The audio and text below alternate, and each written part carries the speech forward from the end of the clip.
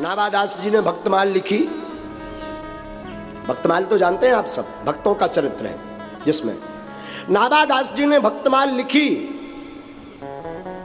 मन में विचार किया कि इसका सुमेरु किसे बनाया जाए।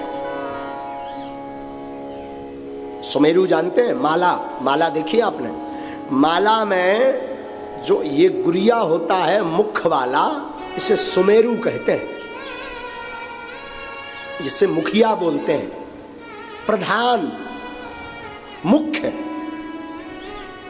सेनापति, और इसे अध्यात्म भाषा में सुमेरु कहते हैं। क्या बोलते हैं? सुमेरु। बाकी ये माला के दाने हैं, लेकिन इसे दाना नहीं कहते, इसे सुमेरु कहते, जिसमें ये फुदना लगा रहता। तो नाभा जी ने सोचा संतों का सुमेरु किससे बनाया जाए, भक्तमाल का सुमेरु किससे बनाया जाए। तो किसी ने जवाब दिया कि आप भंडारा करवाइए, उसी में कोई ना कोई महात्मा आएगा, फिर उसे अपन घोषित कर देंगे, पूजा करेंगे उसकी, सुमेरु बना करके। महाराज भंडारा की तैयारी हुई, सब ब्रज के महात्मा, आसपास के, अयोध्या के, चित्रकूट के, वृंदावन के और बाहर के सब महात्मा पहुंचे। शंकर जी की आज्ञा से उस भंडारे में गोस्वामी तुलसीदास जी भी गए। तो साधुओं की पंगत बैठ चुकी थी महाराज। एक कोने में छोटी सी जगह बची थी, गोस्वामी जी उस कोने वाली जगह में जाकर के बैठ गए। जाकर के बैठे तो सब्जी पूरी परस चुकी थी, सब्जी पूरी परस चुकी थी महाराज। इतने में खीर परोसने वाला आया। खीर जानते हो? तस्मई। खीर परोसने वाला आया, उसने कहा बाबा तुम्हारा दोना कहां है, दोना, खीर किसमें दूं। गोस्वामी जी ने अगल बगल देखा तो दोना तो था नहीं, लेकिन उनके बगल में एक साधु की पन्ही जूती पड़ी हुई थी।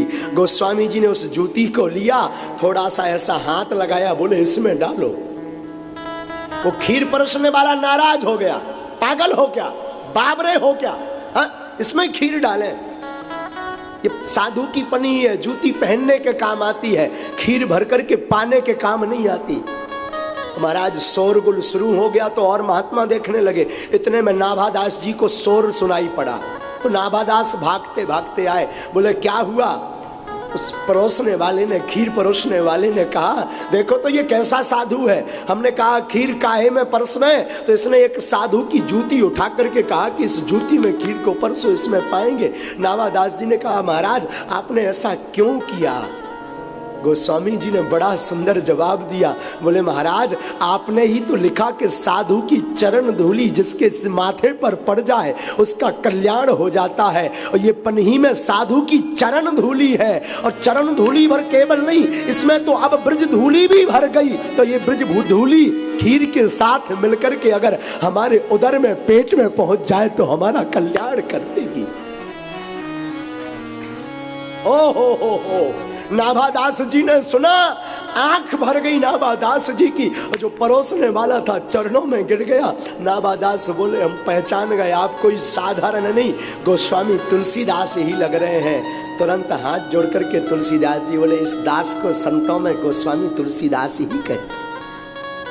ऐसे परम संत जिन्होंने रामायण लिखी, तुलसीदास जी साधु की पन्ही को पवित्र मानते हैं। मैं प्रार्थना करूं वो धन्य हैं जिनके जीवन में माता पिता गुरु की धूली मस्तक पर लगती रहती है।